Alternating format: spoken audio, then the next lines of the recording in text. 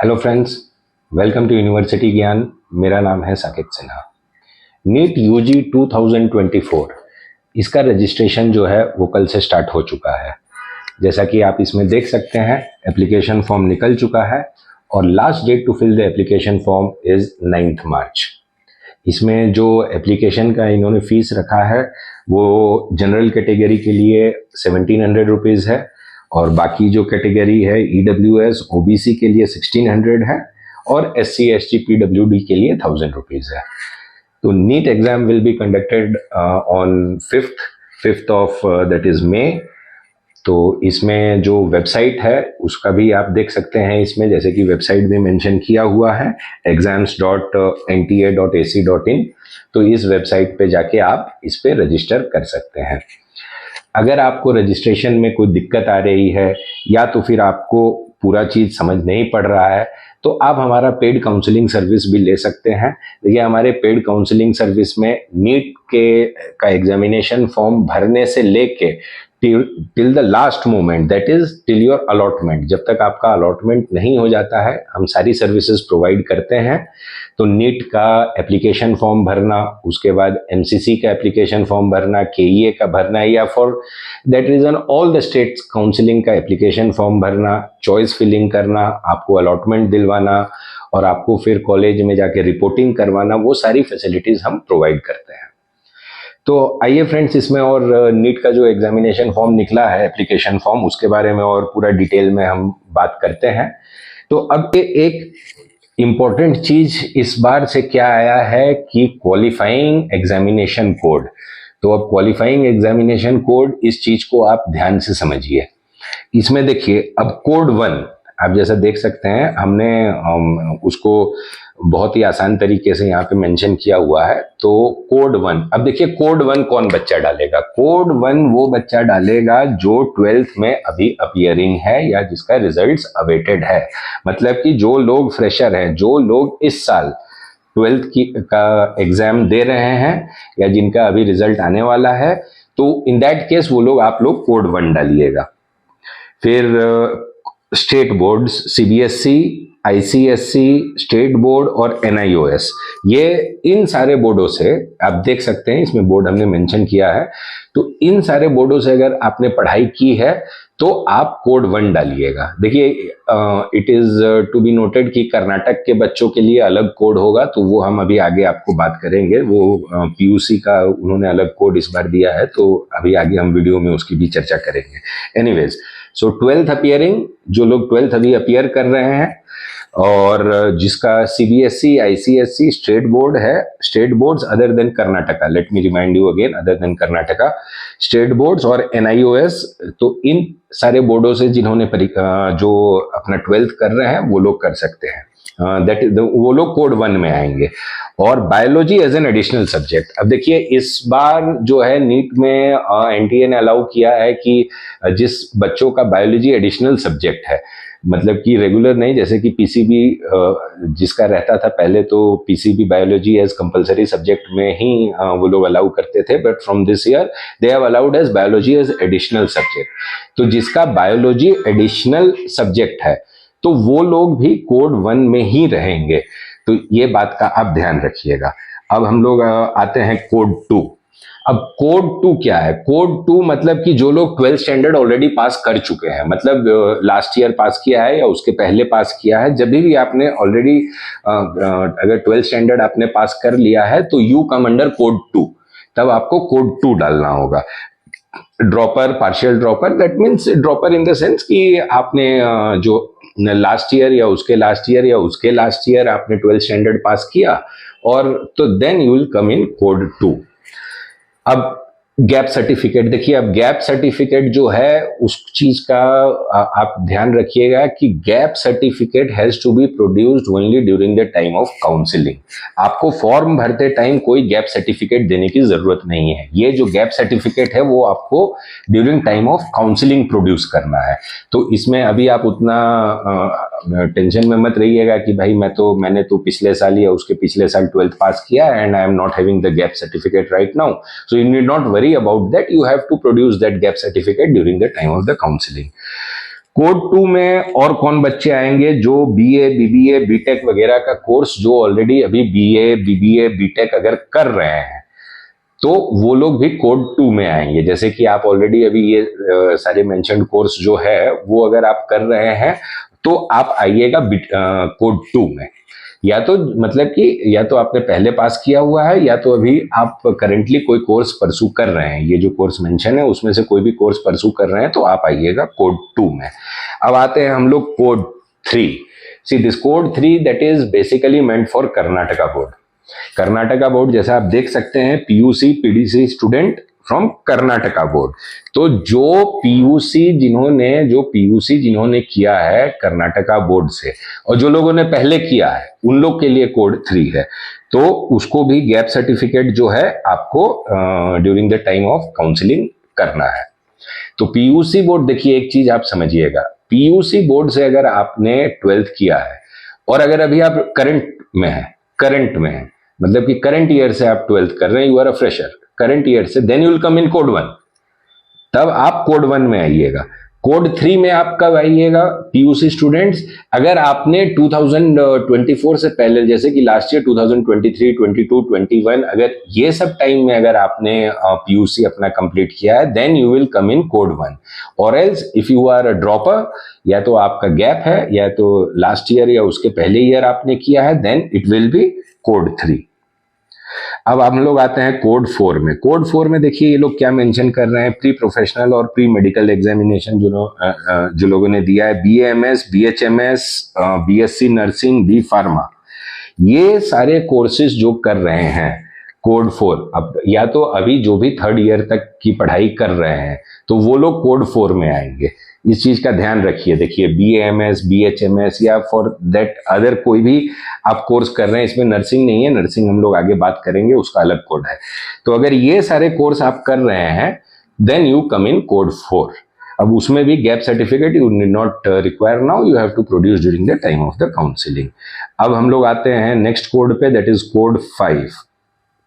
अब देखिए इस चीज को समझिए, 1st, 2nd ईयर बीएससी और इन 3rd ईयर बीएससी जो लोग कर रहे हैं, बीएससी के बच्चों के लिए कोड 5 है। जो लोग 1st ईयर, 2nd ईयर या 3rd ईयर के बीएससी कर रहे हैं वो लोग कोड 5 में आएंगे।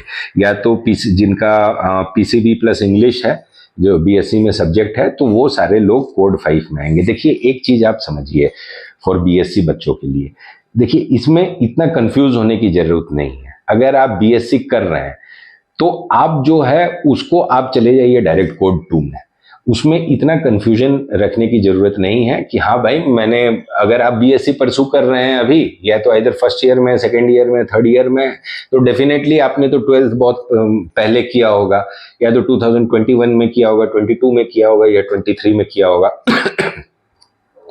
तो उसमें इतना आप कंफ्यूजन मत रखिए, वो आप डायरेक्ट कोड 2 डाल दीजिए। तो that is because code 2 is the criteria for droppers. तो जिसका 12th और नीट के एग्जाम के करंट एग्जाम के बीच में जिसका गैप है तो उसके लिए कोड 2 है, तो वो आप डायरेक्टली उसमें चले जाइए, उसमें ज्यादा कंफ्यूज होने की जरूरत नहीं है। अब आता है कोड 6। अब कोड 6 जिसने बीएससी ऑलरेडी पास आउट कर लिया है, उन्होंने या तो लास्ट ईयर पास आउट किया हो या उसके पहले, हाँ देखिए अब अगर आपने पास आउट किया हुआ है, बीएससी की डिग्री आपके पास ऑलरेडी है, तब इस कोड का आपको ध्यान रखना होगा, तब आप कोड 2 मत डाल दीजिएगा। तो बीएससी अगर आपने पास आउट किया है, सेम है, पीसीबी प्लस इंग्लिश अगर आपका है या एटलीस्ट 2 सब्जेक्ट मस्ट, तो ये है। और इसमें देखिए एक चीज और है, एमएससी के बच्चों के लिए भी है, MSc 1st year 2nd year, जैसा आप देख सकते हैं अगर आपने एमएससी भी 1st ईयर या 2nd ईयर से कर रहे हैं तो इसमें आप कोड 6 में आइएगा। तो इस चीज का आपको ध्यान रखना होगा। और फाइनल है जो है ये है code 7। Code 7 is for NRI candidates. तो एनआरआई कैंडिडेट अगर आप हैं तो आप डायरेक्टली कोड 7 डाल दीजिए। तो इस चीज का आपको ध्यान रखना होगा। ये एक चीज जो है कोड्स जो आए हैं इस बार, तो इस कोड को ध्यान से रखिएगा। हाँ, और एक दूसरा चीज इसमें एक और इम्पोर्टेंट चीज है, आपके गार्जियन, आपके पेरेंट्स या गार्जियन का भी आपको जो सारा डिटेल डालना है उसका भी आप कोड्स यहाँ पे देख सकते हैं। तो ये जो आपके पेरेंट्स का है, जो ऑक्यूपेशनल बैकग्राउंड, क्वालिफिकेशन, वो और एनुअल इनकम, तो सारा चीज का उन्होंने अलग अलग कोड दिया है, तो इस कोड को भी आप ध्यान से रखिए, इसको माइंड में रखिएगा, तो इसी हिसाब से आप अपना कोडिंग कीजिएगा। अगर आपको कोई भी दिक्कत होता है तो आप you can contact us any time. तो ये चीज आप ध्यान में रखिएगा फ्रेंड्स। तो ये था हमारा वीडियो। देखिए, अगर ये एप्लीकेशन फॉर्म भरने में अगर आपको कोई भी डाउट होता है या तो अगर आपको ये प्रोसेस कॉम्प्लिकेटेड लगता है तो आप हमारी काउंसलिंग सर्विस ले सकते हैं। उसके लिए आप हमें ये दिए गए नंबर पे कॉल कर सकते हैं। हम आपका एप्लीकेशन फॉर्म फिलिंग से लेके अभी से लेके हम आपके साथ रहेंगे एंड तक, जब तक आपके कॉलेज में रिपोर्टिंग हो जाता है। तो ये हमारी काउंसलिंग सर्विस है। हमारे पास काउंसलर्स की बहुत बड़ी टीम है and they are very much expertise in filling up the form and doing the choice filling and basically all the necessary steps for NEET UG। तो फ्रेंड्स उसको आप अवेल कर सकते हैं। इसमें जो है, देखिए, जो आइडेंटिटी प्रूफ है, तो आइडेंटिटी प्रूफ में तो वही 12th का एडमिट कार्ड या राशन कार्ड या तो फिर आपको बैंक का कोई पासबुक जो है वो आपको लगेगा। और अगर कोई NRI कैंडिडेट्स हैं तो उनको अपना पासपोर्ट का कॉपी देना होगा। तो that is for the basically the identity proof. अब इस साल देखिए उसमें कुछ कुछ उन्होंने चेंज किया है, जैसे कि फॉर एग्जांपल अगर आप रिजर्वेशन क्लेम कर रहे हैं, अगर आप ओबीसी कैटेगरी में हैं या फिर दूसरे किसी कैटेगरी का आप रिजर्वेशन क्लेम कर रहे हैं, तो उसमें देखिए एक चीज ध्यान में रखने की क्या जरूरत है। सपोज आप किसी स्टेट के हैं, तो उस स्टेट के अगर आप SC ST या OBC लिस्ट में आते हैं तो उसमें आप स्टेट में रिजर्वेशन क्लेम कर सकते हैं। लेकिन अगर नीट का फॉर्म भरते टाइम आपको जो सेंटर का लिस्ट है, जो सेंट्रल लिस्ट है, उसमें आपको आपका कैटेगरी चेक करना होगा। अगर आपका कैटेगरी सेंट्रल लिस्ट में आता है तभी आप अपना कैटेगरी क्लेम कीजिए, अदरवाइज आप जनरल में फॉर्म भरेंगे। देखिए, फॉर एग्जांपल सपोज कोई बच्चा बिहार का है, तो अगर बिहार स्टेट में वो OBC लिस्ट में है और सेंट्रल स्टेट में भी OBC लिस्ट में है, तब आप नीट का फॉर्म जो है OBC में भरेंगे। अगर आप केवल बिहार में OBC लिस्ट में है और सेंटर में आपका कास्ट जो है वो अगर OBC लिस्ट में नहीं आता है, then please keep this thing in mind कि इन दैट केस आपको जनरल कैटेगरी में ही फॉर्म भरना है। तो ये चीज का आप ध्यान रखिएगा। अब इस साल जो है कुछ कुछ छोटा मोटा उन्होंने चेंजेस किया है, तो आइए उसके बारे में हम लोग वन बाय वन सारा बात करते हैं। और इसमें हम आपको जो क्वालिफाइंग एग्जाम्स का जो कोड डालना है, तो इस साल वो एक चेंज हुआ है। तो क्वालिफाइंग एग्जाम्स का कोड भी हम आपको इसमें डिटेल में समझाएंगे। तो let us begin in this case. जो पहला चीज है वो जैसे कि कैंडिडेट का सिग्नेचर। तो देखिए, कैंडिडेट का सिग्नेचर जो है वो JPG फॉर्मेट में जाएगा। अब सिग्नेचर में आप एक चीज ध्यान रखिएगा, signature should be on blank paper और ब्लैक पेन से। देखिए, ब्लू पेन से आप साइन मत कीजिएगा, उसको आपको ब्लैक पेन से साइन करना है and that should be in running hand writing. ऐसा नहीं कि आप कैपिटल लेटर्स में आपने अपना नाम लिख के उसको अपलोड कर दिया तो that will be rejected. It should be in running hand writing. तो उसमें आपको पूरा सिग्नेचर ब्लैक पेन से व्हाइट पेपर पे करना है और that will be in JPG format. और उसका जो साइज है वो बिटवीन 4 to 30 KB होगा। देखिए, साइज का ध्यान आपको रखना होगा। जो उन्होंने प्रिस्क्राइब्ड फाइल साइज बताया है, उसी suppose if it exceeds 30 KB then it will not be uploaded, आप उसको अपलोड नहीं कर पाएंगे। तो सिग्नेचर का इस चीज में आपको ध्यान रखना होगा। फिर आता है आपका थंब इम्प्रेशन। देखिए, थंब इम्प्रेशन हमने पूरा डिटेल वीडियो अपना पिछला वीडियो में पूरा क्या डॉक्यूमेंट्स रिक्वायर्ड, क्या डायमेंशन है, वो सब हमने समझाया है। तो उस वीडियो को भी आप एक बार चेक कर सकते हैं।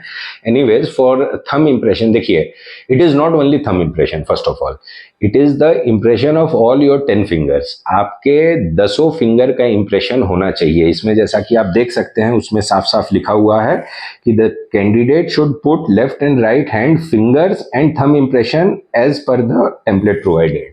तो ये जो आप देख सकते हैं थंब इम्प्रेशन, फिंगर्स इम्प्रेशन ऐसे रहना चाहिए और उसका साइज जो है बिटवीन 10 KB to 200 KB रहना चाहिए। देखिए, मैं फिर से दोहरा रहा हूं, it is not only thumb impressions. आपके टोटल 10 फिंगर्स के इंप्रेशंस उसमें रहना चाहिए। तो उस तरीके, देखिए इसमें आप जो देख रहे हैं इमेज, तो उस हिसाब से आपको 10 फिंगर का जो ब्लैंक पेपर पे आप अपना इंक पैड से लेके 10 फिंगर का आप इंप्रेशन लेके उसको अपलोड करना होगा। और उसका जो डायमेंशन है दैट इज फाइल साइज है जो वो आपको 10 से 200 KB के बीच में रहना चाहिए। फिर जो आता है फोटोग्राफ, देखिए फोटोग्राफ जो है, फोटोग्राफ में भी एक चीज समझिए कि photograph should be uploaded in JPG format. तो जेपीजी फॉर्मेट में अब इसमें इन्होंने 2 टाइप का फोटोग्राफ मांगा है। एक तो आपका पासपोर्ट साइज फोटोग्राफ हो जाएगा और एक दूसरा पोस्ट कार्ड साइज फोटोग्राफ हो जाएगा। तो पासपोर्ट साइज जो फोटोग्राफ होगा उसका भी डायमेंशन जो है बिटवीन डायमेंशन नहीं, फाइल साइज जो है उसका बिटवीन 10 KB टू 200 KB रहना चाहिए। पोस्ट कार्ड साइज का भी जो फाइल साइज है वो भी सेम है 10 KB टू 200 KB, और उसका जो डायमेंशन है दैट इज 4/6, तो वो 4/6 का रहना चाहिए। अब देखिए फोटोग्राफ में एक चीज आपको ध्यान रखना होगा, वो क्या है कि फर्स्ट ऑफ ऑल जो पॉइंट नंबर 1 इज कि photograph should be with the white background, जो आपका बैकग्राउंड है वो वाइट रहना चाहिए। सेकेंडली फोटोग्राफ में एक सबसे इंपॉर्टेंट चीज क्या है कि जो 80% ऑफ द फेस जो है आपका वो फोटोग्राफ में कवर रहना चाहिए। सो तो 80% of the area of the photograph should cover your face. इस चीज का आप ध्यान रखिएगा। ये इमेज जो आप देख रहे हैं तो उसी हिसाब से आपको फोटो खिंचवाना होगा। थर्ड थिंग उसमें point two keep in the mind कि नीचे में आपका जो है नाम क्लियरली मेंशन होना चाहिए और date of taking the photograph. I am repeating it again, it is date of taking the photograph, not your date of birth. तो वो चीज का आप ध्यान रखिएगा, date of taking the photograph. और उसमें भी एक क्राइटेरिया इस साल से डाला गया है कि that photograph should be clicked on और आफ्टर 1 जनवरी 2024। तो 1 जनवरी 2024 के बाद का ही फोटो आपको अपलोड करना है। इट विल बी बेटर कि आप लेटेस्ट फोटो जो है, आजकल का फोटो आप खिंचवा के उसको अपलोड कीजिए, तो that will be much better. अब जो फोटो अपलोड करते टाइम एक चीज और ध्यान रखना है कि आपके जो दोनों ईयर्स हैं during the time of taking the photograph, आपके दोनों ईयर्स जो हैं वो विजिबल होना चाहिए। ऐसा नहीं कि आपने साइड पोज से ले लिया या ऐसे करके ले लिया, so that will be, in that case the form will be rejected. आपका दोनों ईयर्स जो है वो क्लियरली विजिबल होना चाहिए सामने से। तो इस चीज को आप माइंड में रखिएगा। और अगर आप ग्लासेस पहनते हैं, अगर आपका पावर वाला ग्लासेस है तो पावर वाला ग्लासेस भी okay, that is acceptable, but keep in mind कि आपके आईज विजिबल हों, that will be much better. Eyes आपका विजिबल रहे और कोई कलर्ड ग्लासेस ना हो। तो आप कोई भी कलर्ड ग्लासेस पहन के फोटो मत खिंचवाइएगा। ये पॉइंट जो है वो दिस इज वेरी इंपॉर्टेंट, तो इस पॉइंट का आप ध्यान में रखिएगा। बाकी जो पोस्ट कार्ड साइज फोटोग्राफ है उसका तो डायमेंशन 4:6 रहेगा, और साइज के बारे में तो हमने आपको बता ही दिया है। तो ये सारी चीजें जो है फोटोग्राफ और सिग्नेचर को आपको माइन्यूटली, और thumb impressions, not only thumb impression, all the 10 finger impression, इस चीज को आपको माइन्यूटली ध्यान में रखिएगा। अगर आपको कोई डाउट हो रहा हो या कुछ भी इसके रिलेटेड आपको क्वेरीज हो तो आप ये नीचे दिए गए नंबर पे आप हमें कॉल कर सकते हैं, या तो हमारी काउंसलिंग सर्विस ले सकते हैं। उसमें सारा चीज़ हम आपको प्रोफेशनल वे में, हमारे जो काउंसलर्स हैं they are very much expertise in filling the form, application form, ताकि आप कोई मिस्टेक ना करें। तो ये चीज़ अगर आपको चाहिए तो आप हमें नीचे दिए गए नंबर पे कॉल कर सकते हैं।